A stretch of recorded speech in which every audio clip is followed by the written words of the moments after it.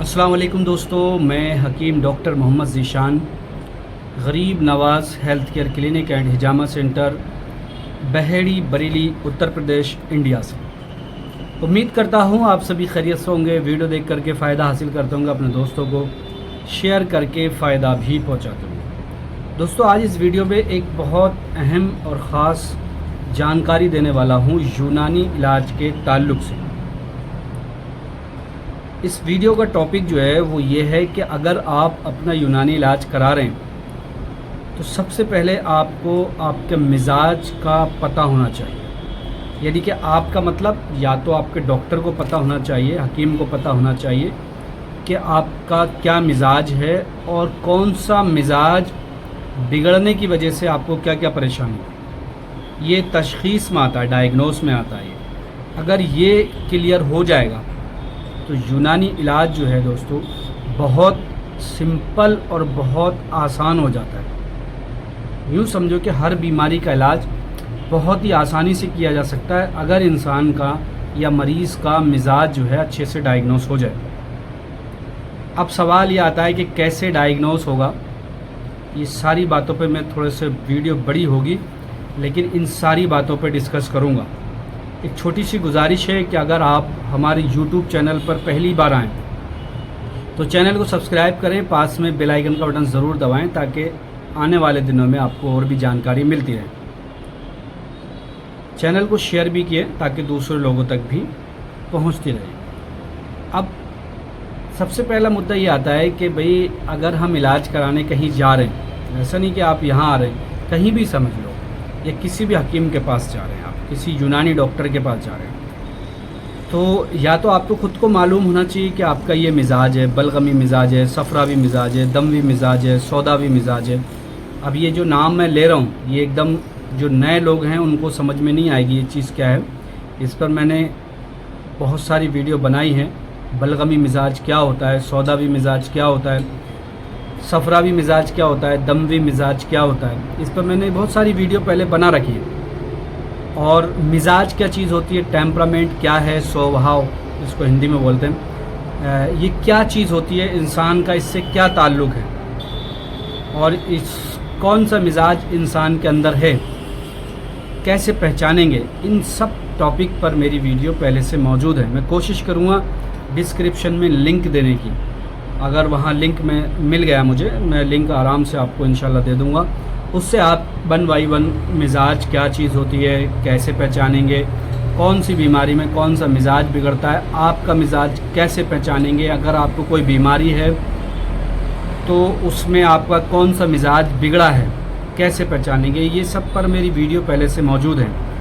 और जो इसी वीडियो के बीच में मैं आपको बताते चलूँ, जो भी हकीम डॉक्टर्स हैं जो प्रैक्टिस कर रहे हैं और उनको मिजाज या यूनानी इलाज करने में दिक्कत आती है या मिजाज समझने में दिक्कत आती है, तो हमारे यहाँ ऑनलाइन क्लासेस भी चलाई जाती हैं। इस पर यूनानी दवाइयाँ और यूनानी इलाज, बीमारियाँ, ये सब सिखाया जाता है। हिजामे की ट्रेनिंग वाला भी इस बार सिस्टम रखा है हमने। तो परसों से ही इंशाल्लाह क्लास, यानी कि आज कल परसों में इंशाल्लाह क्लास शुरू होने वाली है।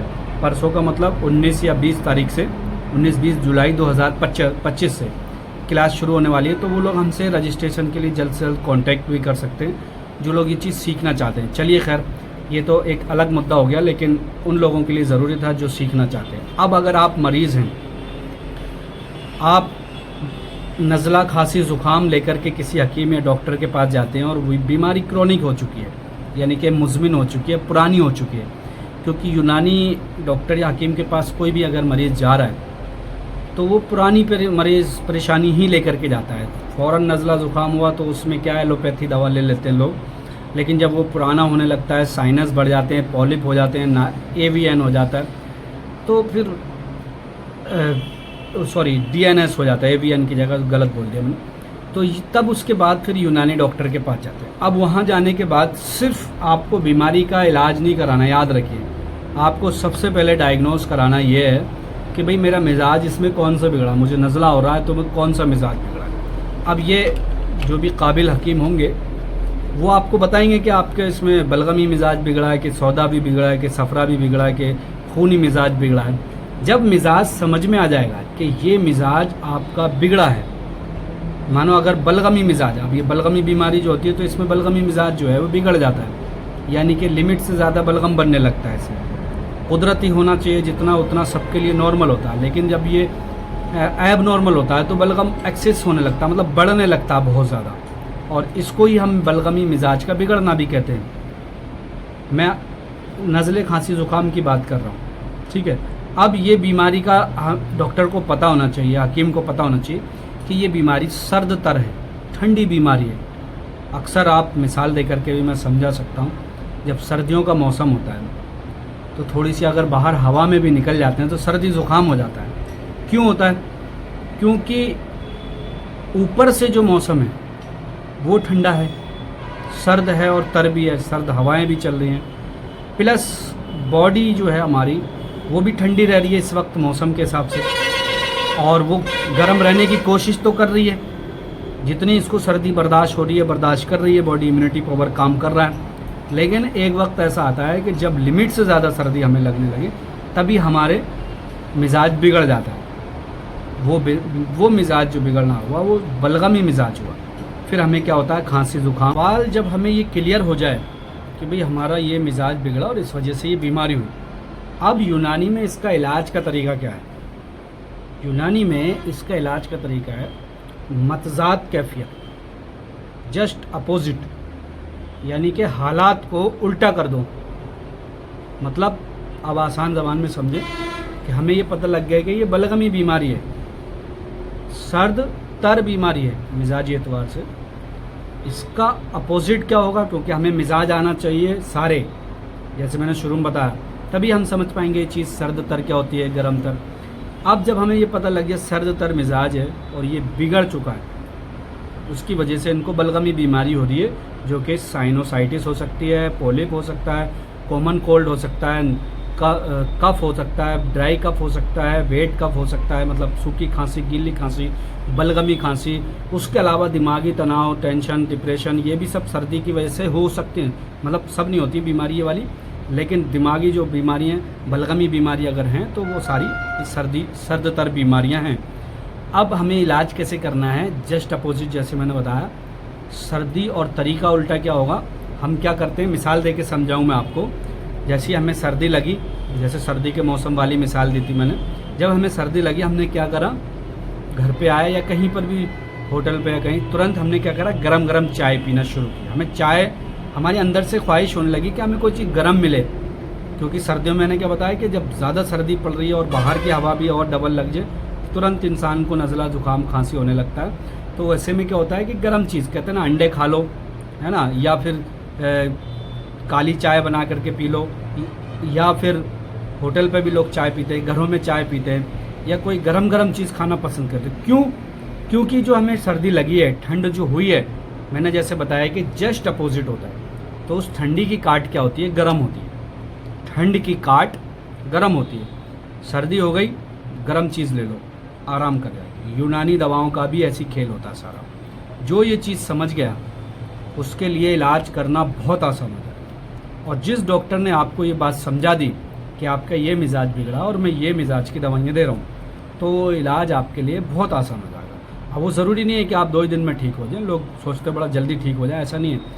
3-3, 6-6 महीने के कोर्स होते हैं यूनानी के अंदर। आप सोचो 10 दिन में, 1 महीने में आराम हो जाए, ठीक हो जाए, ऐसा बहुत मुश्किल होता है।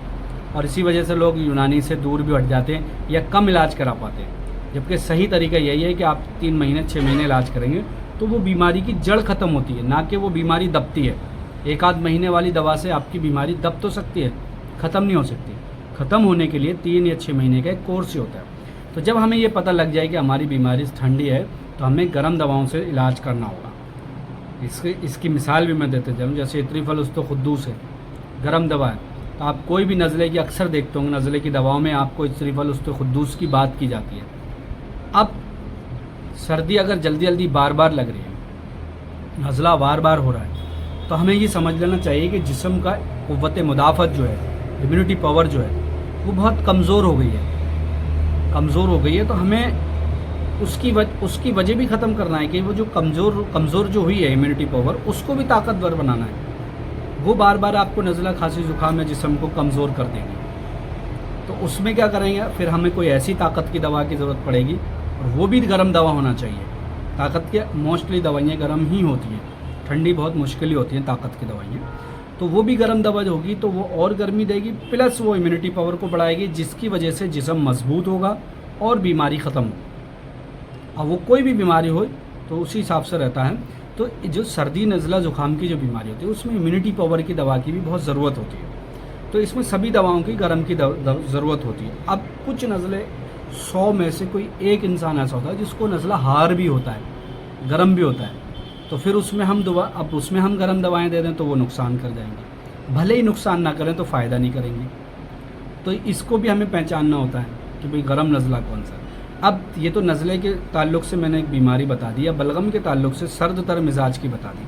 अब ऐसी हम अगर मानो गर्म तर की या गर्म खुश्क की बात करें, हम गर्म खुश्क की बात करते हैं क्योंकि आजकल गर्म खुश्क बीमारियां बहुत हो रही हैं, जिसको सफरा भी बीमारी कहते हैं। चेहरे पे पिंपल्स निकलते हैं पीले पीले, ज़बान पीली रहती है, आंखें भी पीली, हाथ पैर पीले होने लगते हैं, या पेशाब भी पीला होने लगता है, या फिर गुस्सा, चिड़चिड़ापन, इंसान इतना गुस्से में रहता है कि मतलब ज़रा सी देर में गुस्सा आया और पीला पड़ जाता है, और साथ में बॉडी बहुत पतली दुबली हो जाती है। कहते हैं ना कि इसका मिजाज बड़ा चिड़चिड़ा है, ये कभी मोटा नहीं होगा। तो वो अक्सर जो होते हैं ना वो सफरा भी मिजाज के होते हैं। सफरा का मिजाज होता है गर्म खुश्क, यानी गर्मी भी है और खुश्की भी है। जैसी अगर उसको कोई ख़िलाफ़ बात करेंगे तुरंत एक्टिव होकर वो गर्मी बढ़ा देगी और इंसान जो है वो जलाल में आ जाए कि ऐसा कैसे हो सकता है, मतलब गुस्सा करने लगेगा, यानी कि वो साबित हो जाएगा कि ये बीमारी इनको गर्म है। अब ये भी ध्यान रखें कि आप गर्मी के मौसम में, मिसाल दे के समझा रहा हूँ, वीडियो बड़ी ज़रूर हो रही है लेकिन ये मरीज़ों के लिए भी है और हकीमों के लिए भी है, डॉक्टरों के लिए भी है और सारे व्यूवर्स के लिए है। आप ज़िंदगी जी रहे हैं तो उन सब के लिए है। अब आपको जब ये पता लग गया कि भाई इस बंदे के अंदर गर्मी बहुत है, मिसाल समझो जैसे गर्मी का मौसम चल रहा है, बाहर गर्मी बहुत है, बॉडी में तो हीट कुदरत ने बनाई है, बाहर की गर्मी और जब खुद की गर्मी जब दोनों लिमिट से ज़्यादा हो जाती हैं तो इंसान परेशान होने लगता है। गर्मी खुश्की, गर्मी की वजह से तरह तरह की परेशानियां आती हैं, प्लस खुश्की की वजह से पानी की कमी गर्मियों में हो जाती है, प्लस गर्मी की वजह से सर दर्द करने लगता है, या और भी बहुत सारी परेशानियां हैं। वैसे तो मैं जब जाऊँगा तो डिटेल बहुत बड़ी हो जाएगी। अब हम क्या करते हैं, बाहर निकले गर्मी के मौसम में, सर में दर्द होना शुरू हो गया, पसीने आ रहे हैं बहुत ज़्यादा, बॉडी क्या मांग रही है यार, कहीं पर ठंडी जगह मिल जाए, ठंडा पानी मिल जाए, ठंडा जूस मिल जाए। क्यों? ये कुदरती बता रहा हूँ मैं, ये बॉडी मांग रही है हमारी। समझे बात को, बॉडी क्या मांग रही है, हम गर्मी में निकले, पसीना आ रहा है, चक्कर आ रहे हैं, सर में दर्द हो रहा है, हमें क्या लगा जल्दी से पानी मिल जाए, ठंडा ठंडा पानी। क्यों? और ठंडा ठंडा जूस क्यों मिल जाए? उसकी वजह क्या है? उसकी वजह क्या है, ये गर्म बीमारी है। ये आपको चक्कर आया, सर में दर्द हुआ, पसीने बहुत आए, ये गर्मी की वजह से होगा, मतलब गर्मी बहुत ज़्यादा बढ़ी। आपको इसके जस्ट अपोजिट, जैसे मैंने शुरू में बताया कि जस्ट अपोजिट इसका इलाज करना है। तो हमें क्या करना है, ठंडी चीज़ों से तुरंत ठंडी चीज़ दो और आराम मिल जाए। आप बाहर से आए ना गर्मी में, आपने क्या करा, घर पे आके शिकंजी बना ली, शिकंजी बनवा ली, या कोल्ड ड्रिंक ही ले लेते हैं बहुत से लोग, लेकिन कोल्ड ड्रिंक नहीं लेना चाहिए, वो एक अलग मुद्दा है। घर का ही शिकंजी बनाएं या घर का ठंडा पानी ले लें, वो पीते ही हमें सुकून मिल जाता है।